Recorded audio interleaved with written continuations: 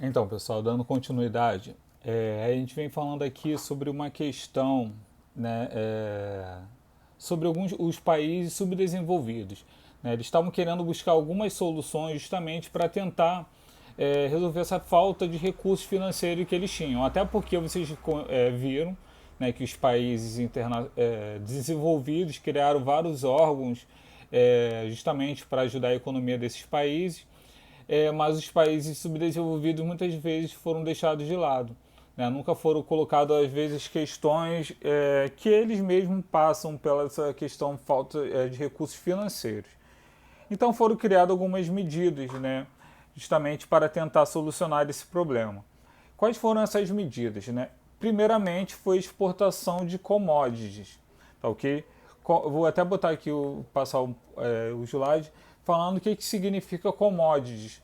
Né? São basicamente produtos ou matérias-primas que são produzidos em larga escala e podem ser estocados sem perda de qualidade. Né? Que é, no caso, por exemplo, o petróleo, o suco de laranja congelado, é claro, né? O boi gordo, a carne, frigoríficos, o café, que é um caso um grão, a soja, o ouro também, no caso o ouro não tem uma validade. Então todos esses produtos são matérias-primas e eles são guardados. Né? Basicamente podem ser armazenados, né, por uma grande quantidade desses produtos sem ter a perda de uma qualidade. Né? E commodities vem do inglês, que e tem um significado, né, de mercadorias. Então, commodities é basicamente, né, isso que eu acabei falando para vocês. Então, são exportação de commodities. No caso, o Brasil é um dos grandes exportadores, no caso de petróleo também. Né? Acaba exportando petróleo, acaba exportando também uma parte do ouro que teve, né? Soja, um dos países também, a laranja, os Estados Unidos compra bastante laranja, então todos esses produtos também acabam sendo, no caso, as commodities do Brasil. Okay?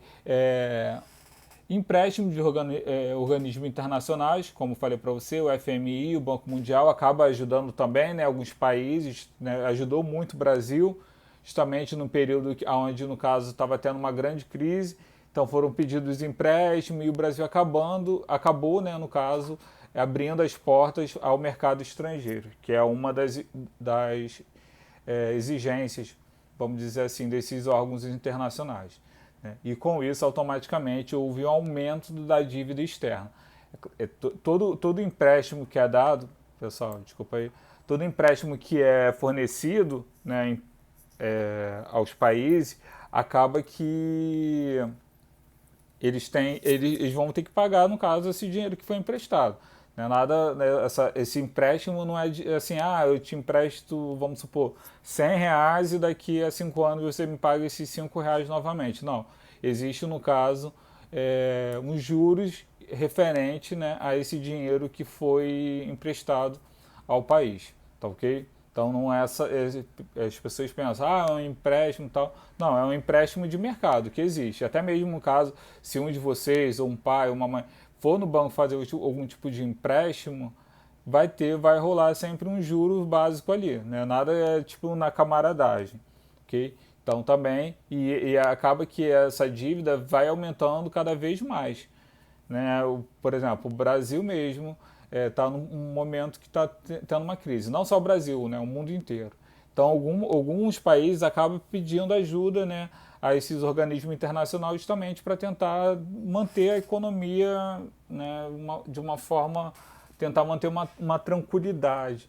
Né, porque alguns países acabam gastando tanto, né, agora com a saúde, que acaba tirando às vezes de algum outro setor e acaba, né, interferindo e às vezes não tem de onde tirar e aí eles acabam recorrendo, né, a esses órgãos aí. Okay?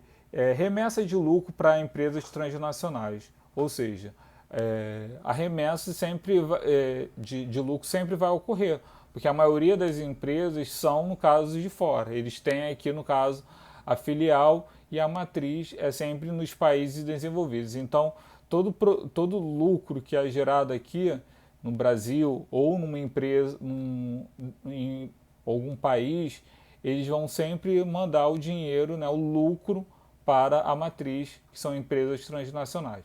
Okay? É muito difícil, por isso que hoje em dia ainda fala muito na questão de comprar produtos nacionais, justamente quando ocorre o lucro mesmo gasto, vamos dizer, aqui mesmo, né, no nosso país. Por exemplo, no Japão, eles dão uma valorização muito grande aos produtos nacionais deles. Até mesmo, por exemplo, vamos supor, eles vão lá. Claro que eles têm, no caso, também um dos produtos, né, muito bons, no caso, uma tecnologia muito boa. Mas, assim, eles preferem, de repente, vamos supor, em relação a comprar um iPhone ou comprar. Vou falar um iPhone, vou falar de televisão. Né? Mas, por exemplo, em comprar uma televisão LG, que de repente é, sei lá, uma empresa americana, e comprar sem Toshiba, que é uma empresa deles. Eles vão dar sempre uma preferência para o produto nacional. Até mesmo às vezes, sendo mais caro, eles preferem pagar um pouco mais caro e ter, no caso, privilegiar a economia nacional. Okay? E aqui, hoje em dia, a gente não vê muito isso, né? A gente vê sempre a questão financeira. Né? Porque a gente trabalha tanto e, às vezes, a gente podendo comprar uma televisão mais barata na promoção, numa ponta de estoque e tudo mais, né? A gente acaba privilegiando o nosso bolso, né? Não fica privilegiando uma empresa nacional ou internacional. Né? A gente privilegia o nosso bolso. É uma questão, né? Mas é o que ocorre. Okay? E tem também uma abertura do mercado financeiro. É justamente o mercado de investimentos, que você acaba também, né, tendo uma certa abertura que eu digo assim, uma certa facilidade de entrar, de participar desse mercado financeiro com ações. Hoje em dia, muitas empresas acabam vendendo uma parte das empresas justamente para você tentar, de repente, vamos dizer, né, ter, de repente, daqui a um tempo, um investimento, um lucro aí e ter um dinheirinho a mais. Né? Tem um exemplo, né, grande que tinha um colega meu da faculdade que ele entrou na faculdade junto comigo, a gente tinha 19 anos. Então ele falava, né, no caso, ele tirou a carteira de motorista dele e ele queria um carro, né? Ele conseguiu comprar um carro assim que ele conseguiu tirar a carteira, justamente porque ele falou que tinha uma madrinha, né, que acabava todo o aniversário, né, desde tipo, sei lá, de 5 anos, que ela parou de dar brinquedo para eles e começou a dar ações. E era na Petrobras, né, uma das empresas que até então, né, tinha um lucro muito grande, né, nas ações. Depois teve uma quebra também, né, gigantesca. Mas com esse lucro, né, com essas ações que ele acabou adquirindo, né, ganhando de presente, quando ele teve 18 anos, que ele teve direito a pegar o dinheiro, né, ele não pegou tudo, é claro, mas ele comprou um carro zero, né, já, tipo assim, tinha um dinheiro muito bom, né, na conta, né, na poupança dele. E acabou que, tipo assim, né, ele ficava bolado na época. Eu falei assim, pô, queria ganhar brinquedo, queria ganhar roupa, queria ganhar uma série de coisas, né, que criança, adolescente sempre tem, né, mas assim, até então naquela época a gente não tinha celular, então o que a gente queria ganhar de presente, por exemplo, era videogame, fita nova, CD novo de música ou algo do tipo. Né? Hoje em dia você tem essa facilidade de jogar online e tal, né? Escutar música online, né? Mas antigamente você só escutava na rádio, ou se você tivesse um CD, não tinha essa questão do MP3, MP4, MP5.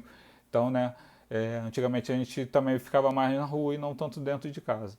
Né? Então essa questão, tipo, esse boom de empresas que começou a jogar essas modernidades, né, ocorreu bem mais tarde, né, no caso comigo. Eu não peguei, vamos dizer, hoje em dia que todo mundo tem celular, hoje em dia tem essa questão de roupa na minha também tinha roupa de marca, mas acaba que tipo era mais tranquilo, né? Mas eu acho que hoje em dia é mais maciço. As empresas transnacionais elas acabam fazendo um pouco a cabeça de vocês para que vocês tenham, que vocês participem de determinados grupos, vocês têm que ter aqueles produtos que determinado coleguinha tem, né? Um iPhone, o PS3, o PS4, não sei, né? Tem que jogar o Crossfire, não sei, né? Tipo, vários jogos aí modernos que até então, tipo, a gente, né, era um pouco mais tranquilo. Continuando falando sobre países subdesenvolvidos, né, em busca de algumas soluções, foi, justamente para ter esse tipo de exigências, né, o FMI, né, faz algumas exigências, né, consideradas, no caso, rígidas, para fazer também esses empréstimos com uma segurança que o país vai ter como pagar esse empréstimo. É claro que eles não vão, tá, você vem aqui, um país pede dinheiro emprestado e depois que eles vão emprestar para qualquer pessoa. Não, tem que ter uma série de exigências aí. E uma delas, né, no caso, obter superávit. O que é esse superávit? Né? É quando você, né, no caso, o país, né, no caso, ele arrecada mais do que gasta. Então você tem que vender mais e comprar, vamos dizer, menos. É basicamente isso. Porque você tem que ter mais dinheiro e gastar menos. Você ganha, vamos dizer, você tem um salário, sei lá, de 10 mil reais, vamos falar assim, né? E você só gasta, vamos dizer, 2 mil. Então você vai ter aí, no caso, vamos dizer, 8 mil sobrando. Entendeu? Então é basicamente isso. Né? O superávit é quando você arrecada mais e gasta menos. Okay? E aplicar também o neoliberalismo que a gente já falou em aulas passadas, que é a intervenção mínima do Estado. Ou seja, o Estado ele não tem que intervir, não tem que ter ajuda do Estado, empresas, dessa forma, para eles poderem atuar, justamente sem ter nenhum tipo de interferência do Estado. Ou seja, o Estado ajudando algumas empresas. Eles não permitem isso, de forma alguma. Okay? A gente falou de commodities. E agora aqui algumas divergências que ocorrem entre o norte, né, o hemisfério norte, que é considerado centro, né, vamos dizer assim, e o hemisfério sul, que é considerado a periferia. Que então tem uma questão aí de patentes de royalties. Patentes é sempre um mecanismo, né, no caso aí de proteção, que ele é criado através de um invento. Ou seja, se você cria determinado produto, vamos supor, você cria aí, vamos supor, a vacina do coronavírus. Você vai ter a patente, você vai ter, no caso, né, o mecanismo, né, no caso de proteção, porque você investiu em estudo, você investiu em pesquisas e você tem direito a usufruir, né, no caso do monopólio que existe sobre determinado produto. Então você automaticamente você vai ter aí, né, no caso que acho que é por volta de 18 meses que você pode usufruir, vamos dizer assim, da patente. Você vai ter todo o lucro advindo desse produto.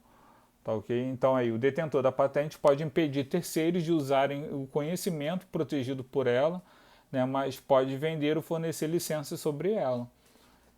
Okay? Então é basicamente um mecanismo, vamos dizer assim, de defesa.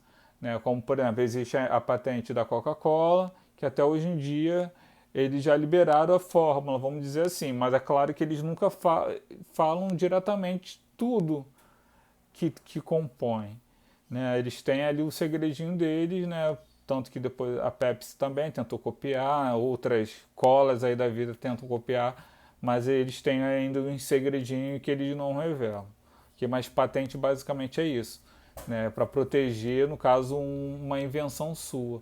Muitas pessoas acabam criando determinados produtos e eles têm direito sobre aquela invenção. E caso alguém venha a interferir, né, eles acabam multando a pessoa, pedindo direitos, né, sobre aquele produto. Já os royalties, eu sempre quando fala em royalties, você sempre lembre no caso do petróleo, que é justamente uma questão que ocorre muito, que o royalties, no caso aí eu até ler para vocês, pela impressão, são na verdade duas participações governamentais que tem sobre os royalties, tanto pela exploração do petróleo, né, e do gás natural, exploração e produção, desculpa, okay, do petróleo e também do gás natural. Então, em royalties são compensação financeira pela produção do petróleo e gás natural de cada campo, cada poço, vamos dizer assim, okay? Com periodicidade mensal, dividida após o início da produção comercial. Atualmente, por exemplo, tem Maricá, que é um município que atualmente, se você for agora lá, está bem modernizado, justamente porque a prefeitura ela está gastando, né, todo esse recurso dos royalties, né, na cidade, como existiu também em Campos, em outras cidades que recebem os royalties, né, a participação do petróleo. E é claro que o Estado também recebe. Então teve até mesmo, no caso, alguns anos atrás, essa questão do petróleo que o Estado queria, no caso, outros estados brasileiros queriam também uma participação do petróleo.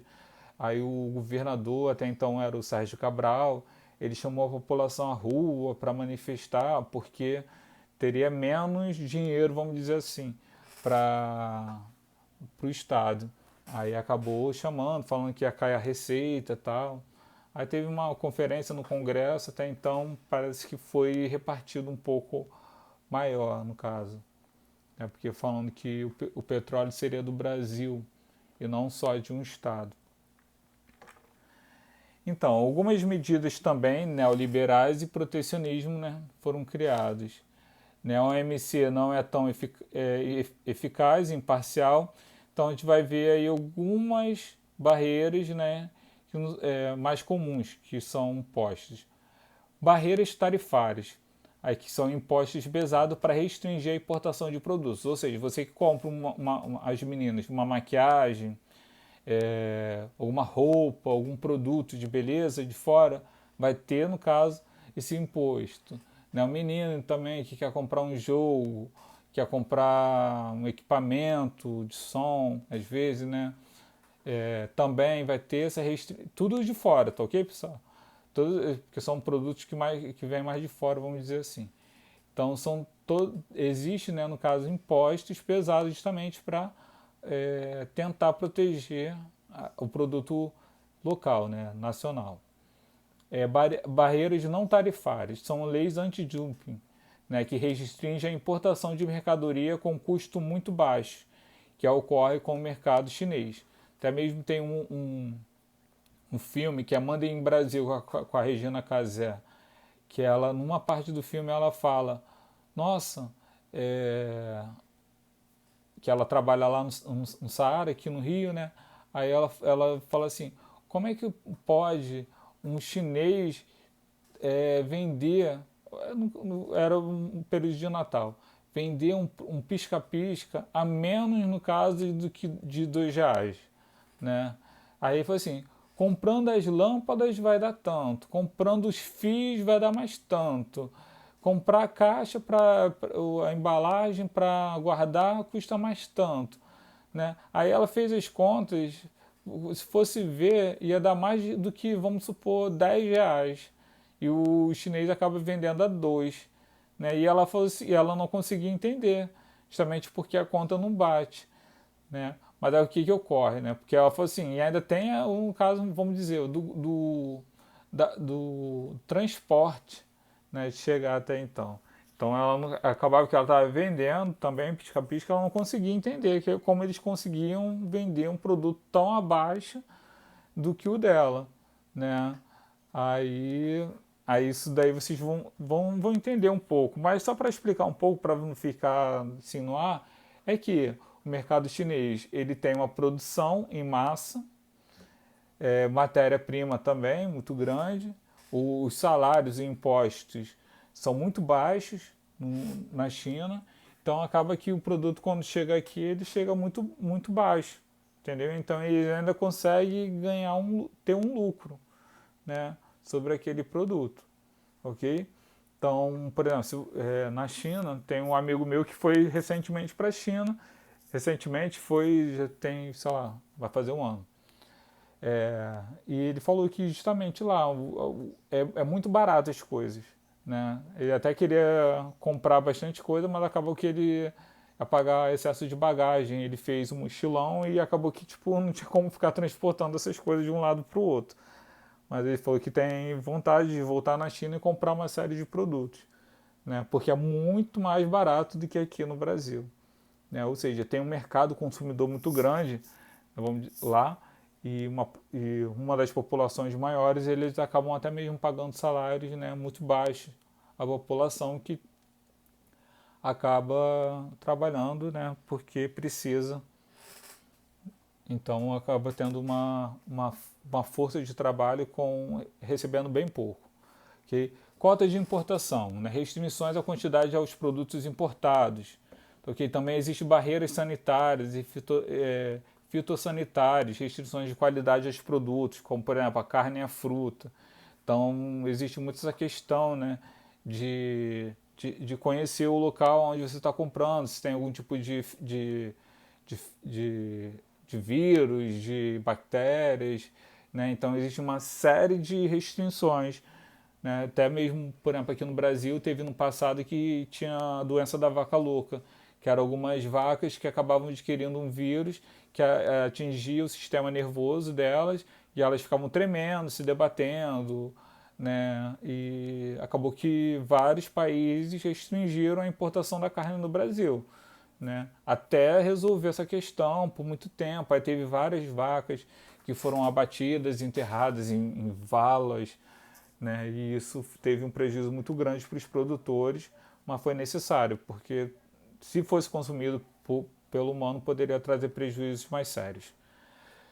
Subsídio doméstico cria um estímulo a empresas e produtores agropecuários para aumentar a produção e aumentar a oferta mundial e reduzir os preços, né? E também subsídio às exportações, exportar o excedente para o mercado mundial a preços menores que o custo da produção, justamente para não ter um prejuízo muito grande. Então eles acabam vendendo a preço de custo, vamos dizer assim, né? Não ganham nada, mas também acabam não perdendo. Então fica aquele 0 a 0.